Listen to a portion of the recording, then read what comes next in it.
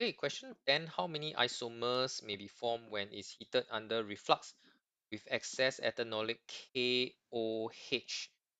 So KOH is a strong base. It will eliminate OH. Sorry, not eliminate OH. It will eliminate HCl. Eliminate this way, or you can eliminate this way. So two possible double bonds can be formed. Then for the other side, right, you can only remove from here the HCl because there's no H on this carbon. So possible to have an alkene. Okay, so to draw the number of isomers, have a grand total of 2 different isomers.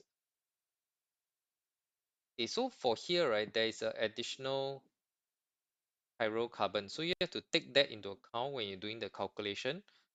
So for the first isomer, right, there is like 2 different isomers that can be formed because there's no cis trans here.